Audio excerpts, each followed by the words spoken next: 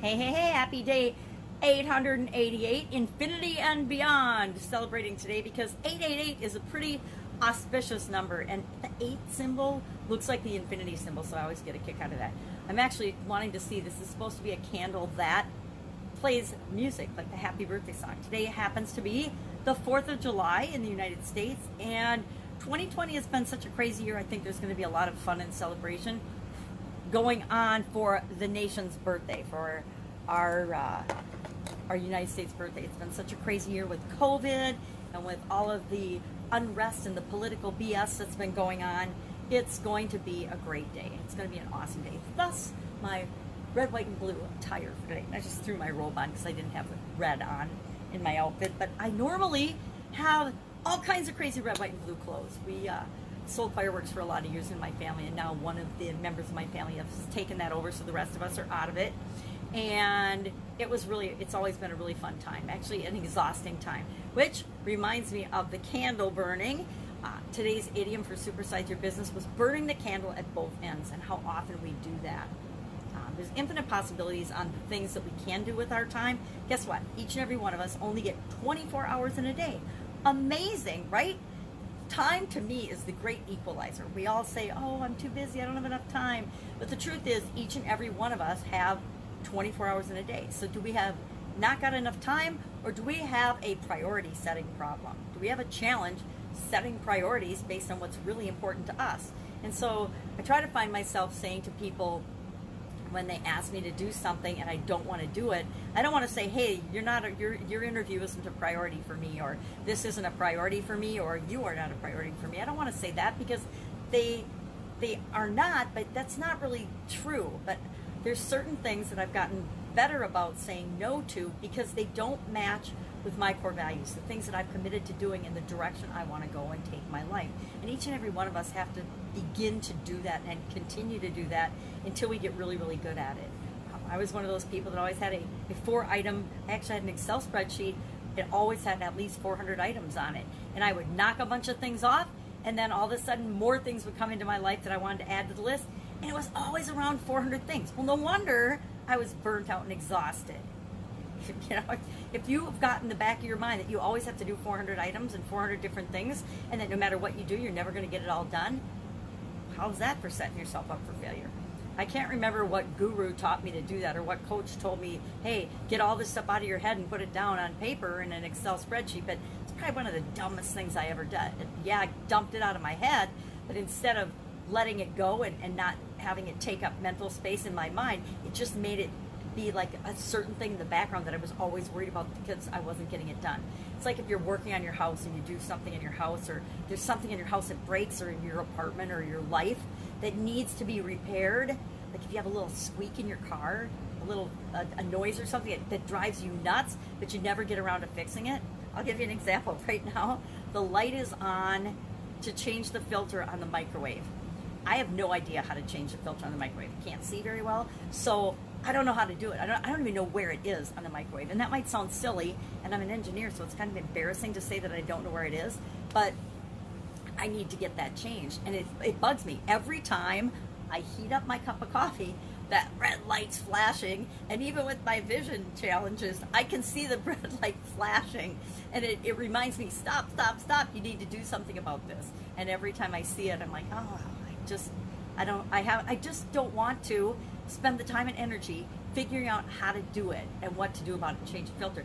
Yet, until that's changed and that light goes off, as much as I try to ignore it, it keeps playing in my mind. Same thing with the 400 item to-do list. I'm going to say, I never give people that advice anymore. When I first learned it, I thought it was a great idea. And then I realized over several years the negative impact that had on me. Maybe for some people that's a great strategy and it works, and I guarantee it is. For the person that taught me it, it was a great strategy. It was super powerful. But the lesson in that is that what works for one person may or may not work for you. You have to test it out on yourself and find out if it's really right for you. And you might not know right away. You might get some short-term results. I got some short-term hits by getting things knocked off that list right away, and I felt like, oh, I'm making progress. But then when I realized that every time I knocked 2 off, I was adding 3 or 4 on, or every time I knocked 10 or 20 things off, I was adding 50 things on, that wasn't necessarily the best strategy for me. What I really needed to do was have a better filter system on my thoughts and ideas and the things that I wanted to do, meaning what are my priorities, what am I going to commit to doing, and then it goes on the list. Otherwise, it doesn't go on the list. If it's just a pie in the sky, oh, I'd like to go to Nepal someday, that doesn't go on my to-do list. That might go on my bucket list. And I did start, and I started to separate that list. So now I have a list of, and I actually have a book. I keep books on everything. I have a little journal book of just things I would love to do someday, experiences I would like to have, but they don't go on my to-do list. So to me, since the movie The Bucket List came out, everybody calls it a bucket list. I used to call it my fantasy list or something. I don't even remember now since bucket list came out. Can't think of any other term for it. But this is my long range, I would love to have this experience someday list, and this is my to-do list. And my to-do list now never, and this is really actually a secret, I haven't had a 10-item to-do list in a long time. I did this last year when my ex-husband and I were getting rid of our last asset together. I definitely had an over 10-item to-do list for that. But I actually broke that down into about 10 things, and then each of those 10 things had sub-things that had to get done to make sure that one, each item had sub-things that had to get done to make sure the item got done. That's project management. But now, and it's been about 3 years now, that one of my coaching students actually taught me about the One Thing. He's a One Thing consultant, and he taught me and got me to read the One Thing book by Keller, and I actually learned that now, and it feels so good. It's really funny. I have one main priority for every day, right? And you get to decide what your priority is. Sometimes, if I have to go to the cardiologist, that's my number one priority thing for the day, right? That's my thing. And does it mean I only do one thing a day? Absolutely not. What I found is by focusing on, hey, this is my number one priority for the day, and then when that's done, the next thing pops up and becomes the number one priority, I'm actually accomplishing way more than when I used to have a 10-item priority list for every day. I might get to the end of the day and I'd only knocked off 2 or 3, and I would feel bad at the end of the day. But by having one main focus, I succeed every single day, because I don't think a day has gone by that I haven't gotten my one thing done. So it just goes to show us that different strategies and different systems work differently on each and every one of us, and you have to figure out which ones work best for you. So that's been a really good one for me, and I have to thank Audie for that, because Audie Cashin's the one that taught me that, and I'd heard about it in the background of my mind, but I guess I didn't believe it, so I didn't even consider it till he told me about his experience with it, and then I was open to looking at it. A lot of times that happens too. We'll hear about something at a certain time when we're just not ready for it. We're not open to it. And then we'll hear the same thing later on and we're like, oh my God, that's perfect. And then we remember, oh, I heard about that 7 years ago and I didn't do anything with it. And instead of feeling guilty, embrace that. You recognize that now is the right time for you to proceed and to check into it.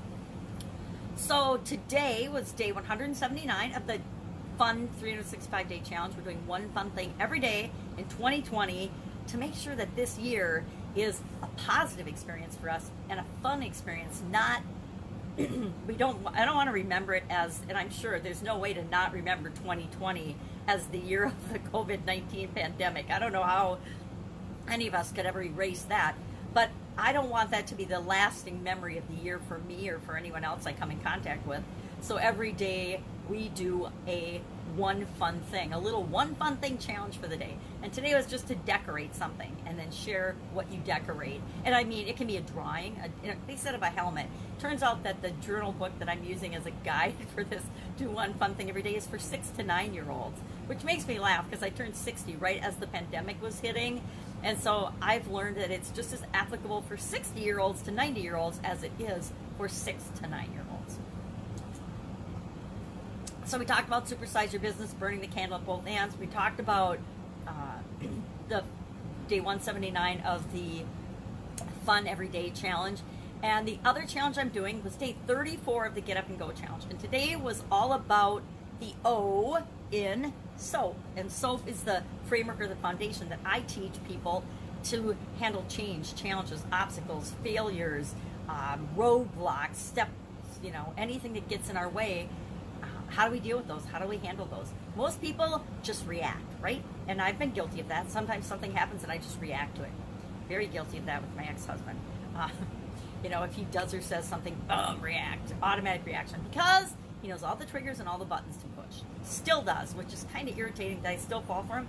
I fall for less and less and less of them, but there's still so many. After 25 years, you can really figure out what and how to say things to irritate one another. So teaching this so that we can learn how to handle on a subconscious level. If you install things that work for you on a subconscious level, then it becomes automatic. You know, there's all this talk about you have to think positive, you have to think positive, you have to think positive. Guess what? We have like 80,000 thoughts a day. There is no way on a conscious level we can filter through and consider 80,000 thoughts. You know what? 74,000 negative thoughts are still going to probably get through even when we're trying to consciously filter out the negative.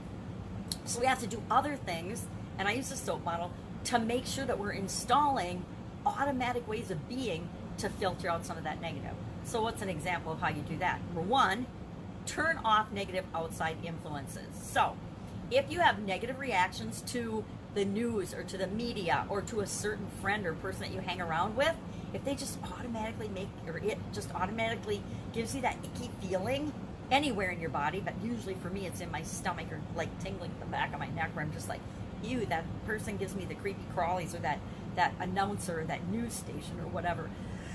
Excuse me, tickle in my throat. Then don't listen to that news station. Don't listen to the news at all. Don't read your Facebook feed, or guess what? Scroll by. And if you can't scroll by, just start putting people on a 30-day pause. You don't have to unfriend people that you've been friends with just because they put negative stuff out and you don't agree with them.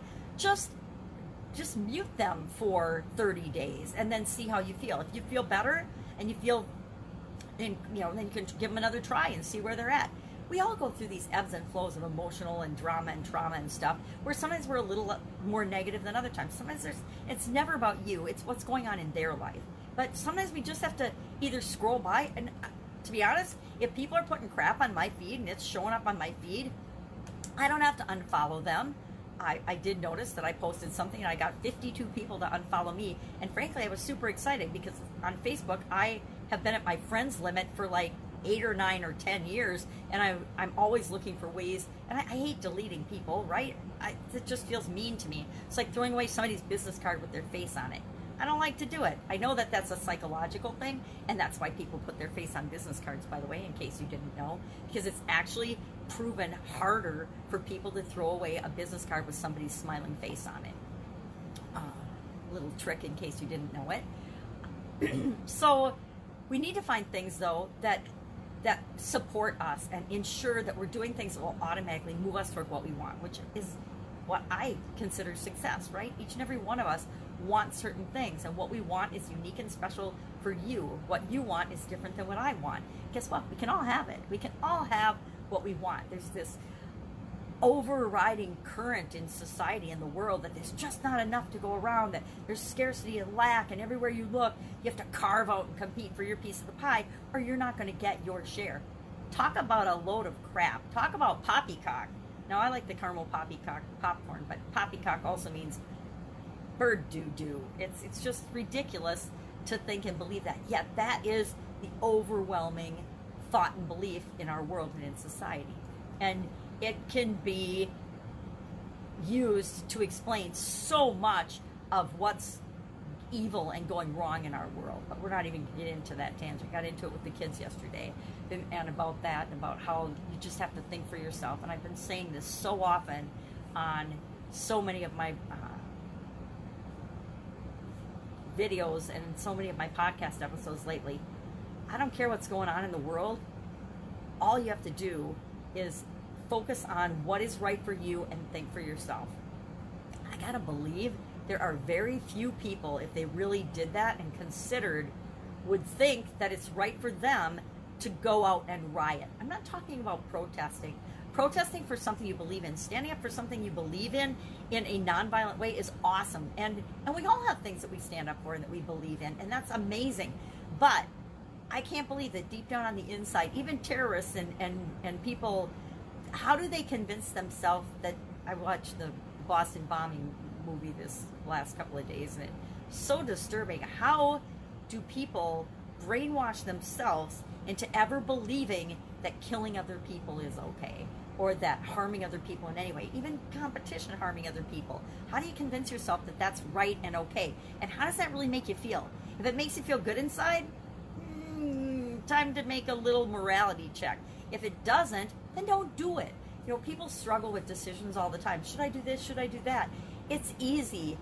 Check in with your person, your big person inside of you, your morals, your values, your core values, and how does it make you feel? If it makes you feel good and positive and light and happy, it's probably okay for you. If it makes you feel bad, and look for more than just the instant gratification. Hey, how's it going to make me feel right this second to eat this donut?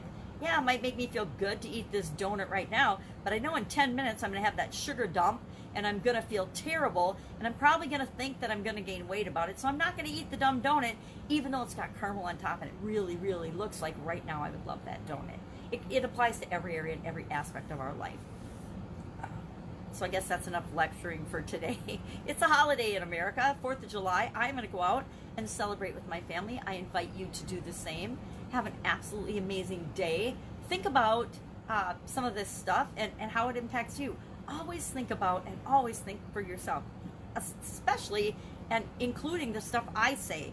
Don't take what I say ever on face value. Always filter it through.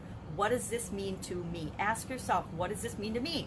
Or, and do I agree? And does it even make sense? And I will tell you what, some of the things I say that irritate you the most, guess what? Don't be irritated. Ask yourself, why is what she's saying irritating me the most? I do that all the time now. Sometimes I'll be listening to something and I want to turn it off, and I say, stop. What about this message? What about this, what this person is saying? Why is that bringing up resistance, or why is that irritating? If you feel irritated, that's resistance, right? You're resisting against something that you're hearing, seeing, feeling, or experiencing. And I used to run away from that and hide from those things that made me feel bad. And now I ask myself, why is that making me feel bad? Because a lot of times it'll bring up something, it'll trigger a memory or an instance from a long, long time ago that obviously I'm still holding on to, but I'm way past that, right? It's from the past. I can totally let that go. So be more open-minded, be more kind with people, and know that they can spout off their stuff, and you don't have to agree with it. It's okay to listen, but you don't have to agree. They're not going to brainwash you. If you're being consistent with your beliefs and your values and what's important to you, and you're really doing your own homework and your own research and thinking for yourself, it doesn't matter what anybody else's opinion is. Everybody gets their own opinion. You get yours, I get mine, and everybody else, good, bad, or otherwise, they get to think what they want and feel what they want. They also get to deal with the consequences of what they think, how they feel, how they act, just like each and every one of us. Go out, have an absolutely amazing day, and I will, of course, be with you tomorrow, letting you know what I'm doing as I transition from the brick and mortar corporate world of America to the online world. Take care. If you have any questions, hit me up below.